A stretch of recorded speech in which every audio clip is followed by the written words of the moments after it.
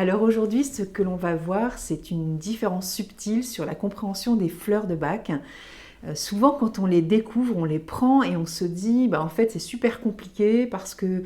soit mes émotions, elles changent tout le temps, soit j'ai du mal à reconnaître que je puisse vivre une émotion que j'arrive à distinguer, on va dire, qui est mon trait de caractère limitant. On peut dire le côté, le défaut, c'est ce que dit Bach aussi. Alors ça dépendra évidemment du vocabulaire que l'on va donner, mais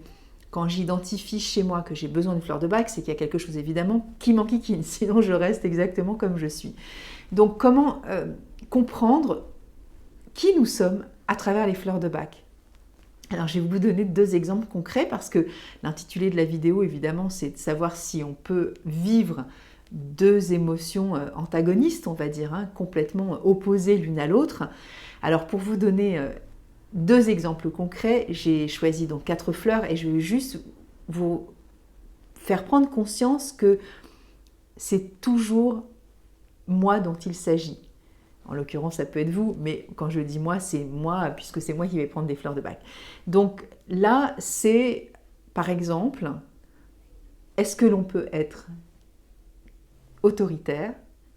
et à la fois complètement soumis à l'idée de pouvoir être au service de l'autre, alors que normalement, si je suis autoritaire, je suis capable de m'affirmer. C'est complètement incompréhensible de pouvoir être les 2 personnes en même temps. Alors je pose la question, je ne sais pas s'il y aura des commentaires, et bien justement, le truc avec les fleurs de Bach, je dis le truc, c'est la magie aussi des fleurs de Bach, c'est la découverte de soi. Alors comment je vais me découvrir? Eh bien tout simplement, je vais m'apercevoir qu'effectivement, je peux tout à fait, dans un espace de ma vie, alors ça peut être professionnel. Admettons, je suis manager de 5 personnes dans une équipe et je suis quelqu'un qui décide que les choses doivent être que les choses doivent être faites comme ça et pas autrement, et c'est comme ça que je t'impose les choses et tu dois faire ce que je te demande. Donc on pourrait considérer que là on est plutôt sur de l'autorité, quelqu'un qui va être par exemple dominateur, qui va être inflexible dans sa façon de diriger ces 5 personnes et qui va donner des injonctions, des directions à prendre, mais pas souple du tout, c'est-à-dire que d'un seul coup, quand je te dis de le faire, tu le fais. Et là, il y a un ton où on sent que ça rigole pas trop, et des fois, ça peut être aussi identifié pour les fleurs de Bach comme la fleur Vine. Voilà, qui est la fleur de la vigne. Donc je vous mets l'orthographe à côté, voilà, ça m'évite aussi de faire du montage, et puis du coup comme ça, vous voyez l'orthographe. Donc Vine, elle s'adresse à toutes ces personnes qui vont être justement dans ce côté dominateur, sûr de soi, inflexible, qui impose sa volonté et qui n'est pas du tout enclin à écouter, on va dire, l'autre dans sa façon aussi de s'exprimer. C'est-à-dire que Vine, elle est vraiment... elle peut être aussi dure dans sa façon aussi de dénoncer, dans le cadre d'un management pour 5 personnes. C'est comme ça. Et à son ton de voix, elle sait qu'elle est, alors je dis qu'elle est, ou que je suis, puisque on va parler comme ça, puisque je décide que je viens d'identifier chez moi cette autorité. Et je suis chez moi le soir et je me dis, pétard, peut-être qu'il faudrait que je fasse attention aussi à ma façon de donner cette directive parce que j'ai des objectifs au sein de l'entreprise et c'est comme ça, mais c'est comme ça, je vois bien qu'il y a des moments où ça passe pas très bien sur 2 des 3 personnes de l'entreprise, alors peut-être qu'il faudrait que je travaille sur moi. Donc j'identifie Vine en moi et donc ce côté inflexible, un peu dur, autoritaire, un peu trop dirigiste et donc je vais prendre cette fleur-là, et évidemment, cette fleur aura normalement des effets sur moi avec cette faculté peut-être de pouvoir proposer une variante, une façon aussi d'exprimer mon désir et ma volonté de mener ces 5 personnes quelque part donc à cet objectif par exemple,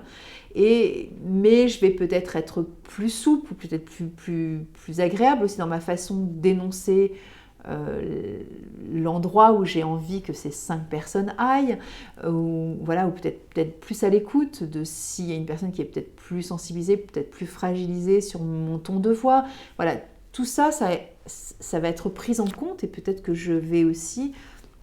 avoir cette faculté de toujours guider ces 5 personnes sur mon objectif, puisque on est en début d'année, je décide que, parce que mon patron lui-même aussi me donne des injonctions avec des directions à prendre, et bien moi, peut-être qu'il faut aussi que je fasse preuve aussi de plus d'indulgence ou peut-être plus de tolérance dans le sens où, pas parce que je critique, mais tolérance dans le sens où voilà, je peux aussi être plus à l'écoute aussi des autres, hein, c'est plutôt dans cet esprit-là. Eh bien, je peux aussi, voilà, si je suis cette personne manager de 5 personnes dans cette équipe, je peux aussi m'apercevoir que chez moi, si je suis parent par exemple, eh bien, je suis parent d'admettons un adolescent qui a, je ne sais pas moi, 17 ans, 19 ans et qui va à une soirée et qui m'appelle systématiquement à minuit, 1h du matin parce qu'il veut que rentrer à la maison et c'est Maya, hein, qui va me demander systématiquement d'aller le chercher, de me réveiller en pleine nuit ou de me dire écoute maman, voilà, je veux absolument rentrer à cette heure-là, j'ai pas de moyen de transport pour rentrer, sois sympa s'il te plaît, est-ce que tu peux venir me chercher ? Alors je vais dire oui parce que j'aime beaucoup mon fils et que évidemment je veux lui faire plaisir parce que j'ai pas envie non plus qu'il rate sa soirée. Et puis quand il va faire du sport, j'ai souvent tendance aussi à lui préparer ses affaires parce que voilà, il n'a pas vraiment le temps de le faire, donc je vais être plutôt dans le don de moi par rapport à l'écoute que je peux apporter, prodiguer aussi à mon enfant, etc. etc. Et là, je peux être complètement à l'opposé de Vine, c'est-à-dire que je suis la fleur, on va dire plutôt que j'incarne émotionnellement ce sentiment d'être plutôt dans cette faiblesse de volonté, dans cette servilité que Centauri exprime. Donc ça veut dire que là, j'aurais peut-être plutôt besoin d'avoir cette faculté de m'affirmer ou de m'opposer au fait de vouloir absolument être à son service puisqu'il est quand même tard et que je considère que moi j'ai envie de me coucher par exemple à 23h mais que je mets quand même un petit réveil pour aller le chercher ou alors que je veille jusqu'à 1h du matin et que je me dis finalement ça me fatigue parce que je vois pas pourquoi j'accepterai tout mais bon j'ai mon cœur quand même qui a envie aussi d'être à l'écoute des besoins de cet adolescent, etc. etc. Alors là, qu'est-ce qu'on va voir ? On va voir qu'effectivement, je suis dans cette émotion de Vine à l'égard de mon équipe, parce que je suis manager de 5 personnes et que j'ai des objectifs et que c'est comme ça, et que de toute façon, on n'a pas le choix parce que mon boss moi-même, etc., et que la direction de l'entreprise, il faut bien prendre des décisions et que, voilà, on a des délais à respecter et que je veux que tu te mettes à cette tâche-là, toi aussi, etc. Et nous irons tous les 6 ensemble dans cette sphère professionnelle, dans cette direction. Et à côté de ça, je peux aussi être complètement soumise et au service de mon adolescent qui me demande aussi du soutien et auquel je ne peux rien refuser. Donc on voit bien que je pourrais non pas basculer comme ça, parce que c'est pas le but non plus, et que si je suis manager, cette fermeté-là, cette autorité qui m'est propre dans ce côté management et de guider, mais aussi les 5 personnes de mon équipe dans un endroit particulier, pour arriver à un chiffre d'affaires ou arriver à ceci, à cela, il est nécessaire. Mais le problème, quand on va prendre des fleurs de bac, c'est que c'est en état de déséquilibre. Donc là, c'est peut-être un excès d'autorité que je vois chez moi et que je reconnais en moi, peut-être à travers le regard des autres, comme je le disais tout à l'heure. Je me suis peut-être aperçue qu'il y a 2 personnes de mon équipe avec lesquelles ça passe plus du tout, parce que là, j'ai été trop dans l'excès par rapport à ce côté dirigeant. Et là, je m'aperçois aussi, peut-être qu'il ne faut pas non plus que je sois soumise par rapport à mon équipe de 5 personnes. Ça n'est pas supportable. Donc, ce n'est pas le but de devenir l'un et complètement à l'autre. C'est juste une question d'équilibre. Et peut-être que je ne vais pas devenir autoritaire avec mon fils et d'être extrêmement dure à l'égard de mon enfant en lui disant « ce sera non, un point, c'est tout ». Peut-être que je peux aussi apprendre à avoir un peu moins de soumission à l'égard de mon enfant et peut-être lui dire écoute, ok pour cette fois, mais ça fait plusieurs fois dans le mois et là moi je te conseille soit de dormir chez ton pote, soit de t'arranger avec la maman de Mélanie qui pourrait peut-être éventuellement te ramener à la maison à 1h du matin. Hein. Donc on ne va pas passer forcément d'un excès à un autre. Si les deux situations, dans les deux émotions que je ressens, sont complètement diamétralement opposées, je peux quand même retrouver cet état d'équilibre dans chacun des sphères de ma vie, on va dire par exemple professionnelle et la sphère familiale, mais en même temps je pourrais très bien être comme ceci au travail et familialement là. Donc bien sûr que les fleurs, fort heureusement, ne sont pas figées dans une sphère plutôt sentimentale, familiale, et dans la sphère professionnelle, encore heureux. Alors bien sûr, on peut tout à fait voir d'autres exemples à travers tout ça. On peut aussi être très très autoritaire avec son enfant et puis être complètement soumis avec ses collègues qui nous mènent par le bout du nez et à qui on n'arrive pas justement à obtenir son objectif parce que je suis beaucoup trop comment dire, à la merci de peut-être l'autorité aussi de mes collègues hein, ou de l'équipe que je dirige. Donc vous voyez bien que tout ça, ce sont des émotions qui peuvent évidemment chahuter en même temps par rapport à la même personne, puisque je suis cette personne-là qui ressent ces deux émotions différentes et que tout ça, ça peut bouger bien entendu. Mais encore une fois, Vai ne va pas nous faire devenir Centauri. Ce sont deux émotions bien distinctes qui n'ont rien à voir l'une avec l'autre. Donc il y a une qui va parler plutôt d'autoritarisme, d'autorité, d'être plutôt dans la direction qui va être extrêmement dominateur et inflexible et sûr de moi, où je ne me remets rarement en question. Alors bien sûr, encore une fois, il y a des degrés dans les émotions. C'est pas parce que j'ai dit ces mots-là que c'est toujours ça. Des fois, c'est très nuancé chez une personne et chez soi, on peut se reconnaître dans une certaine forme d'autorité et qui ne va pas non plus déterminer tous les mots que j'ai cités. C'est pour ça qu'il faut faire très attention aux mots que nous employons, même si on se base toujours sur les textes de Bach, puisqu'évidemment, il nous a laissé un héritage avec la façon dont lui indiquait des informations sur une émotion. Mais il paraît, quand je parle de faiblesse de volonté, de servilité, de soumission, on s'identifie des fois soi-même pas en tant que soumis à son adolescent, mais c'est une forme de faiblesse de volonté, de soumission aussi, de désir de vouloir faire plaisir à l'autre et de ne pas des fois écouter ses propres besoins, de se dire bah non, moi j'ai besoin d'aller me coucher à 23h et j'estime que ça n'est pas correct et juste vis-à-vis de moi de tout accepter comme ça sous prétexte que lui aurait besoin et je fais passer son désir personnel d'aller à cette soirée d'1h du matin plutôt que mon propre besoin aussi, de vouloir aussi m'affirmer face à mon besoin de respecter, de ne pas être en veille jusqu'à minuit et demi, parce que j'ai peut-être 20 minutes aussi de trajet pour aller le chercher, etc., etc. Donc vous voyez bien que dans ces deux exemples-là, on a bien la possibilité de ressentir en étant la même personne, deux émotions différentes, bien distinctes, que l'on peut évidemment retrouver dans différents cas de figure, que ce soit professionnel ou autre, que ça peut être aussi une relation amoureuse, ça peut être une relation au monde, enfin voilà, tout dépend évidemment comment je vais identifier ces deux émotions-là, et donc c'est à moi évidemment d'observer ce qui se passe lorsque je prends ces deux fleurs, quelles sont les caractéristiques chez moi, et c'est pour ça que voilà, quand j'ai écrit ce carnet des 38 fleurs,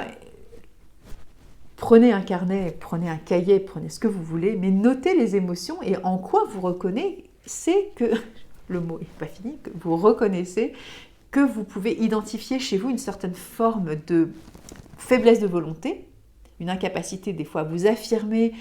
et des fois vous fatiguer, vous épuiser en faisant trop plaisir à tout le monde et pas du tout écouter aussi ce que vous devez faire.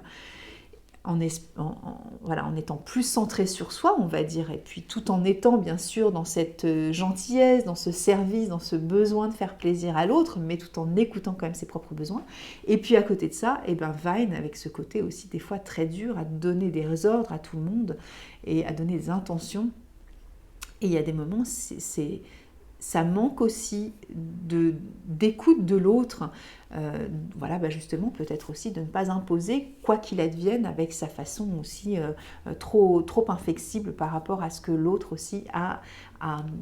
à faire. Voilà. Donc écoutez, je vous souhaite de découvrir encore une fois toutes les émotions qui sont en vous, parce qu'il y en a 38, donc j'en ai cité que 2, donc il y en a encore 36, plus voilà, le remède d'urgence hein, qu'on appelle Rescue, avec les 5 fleurs de Bach à l'intérieur. Voilà, elles ont toutes leur versant limitant et leur versant vertueux, on va dire, qui permet aussi pour nous d'être comme une sorte d'éclairage intérieur, comme s'il y avait une lampe torche et qui nous montrait vraiment les aspects de nous-mêmes. Et c'est toutes ces subtilités qui vont des fois avoir des variantes. C'est pour ça que je dis, quand vous prenez des notes sur ces émotions-là, sur ces fleurs-là, vous verrez bien qu'il y a des variantes qui sont complètement, comment dire, des fois pas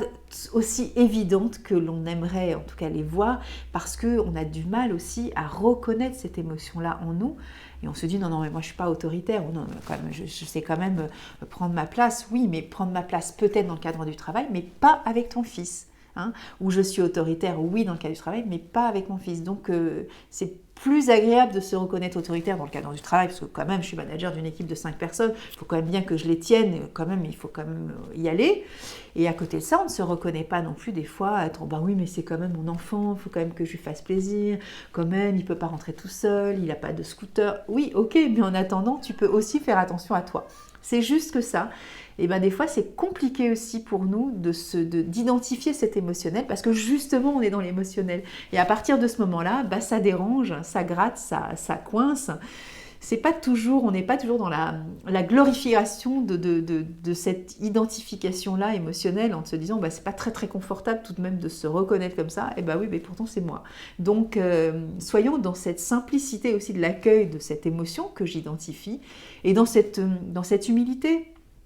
On est humain, c'est pas grave, ça s'apprend aussi de décoder nos relations au monde, à la vie, les uns qui agissons et avec beaucoup d'interactions émotionnelles justement dans tout ce que nous entreprenons, que ce soit professionnel, affectif, social, peu importe.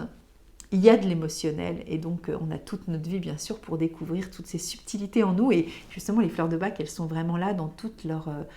leur poésie, leur sagesse, leur humilité aussi, parce que jamais elles vont donner d'injonction en disant « tu devrais quand même prendre cette fleur-là, regarde-toi ». Non, c'est à nous d'aller faire ce chemin, c'est-à-dire d'être responsables de nous-mêmes, de notre santé émotionnelle, qui va évidemment avoir un impact sur notre santé physique, mais parce que voilà, elle nous laisse la sagesse aussi d'aller à leur rencontre. Il n'y a pas d'injonction, on n'est pas obligé de prendre des fleurs de Bach, on n'est pas obligé de changer. Mais si on sent qu'on ne va pas bien, on peut le faire peut-être. Hein, je vous laisse sur cette réflexion de la fin et je vous dis à la semaine prochaine. Au revoir.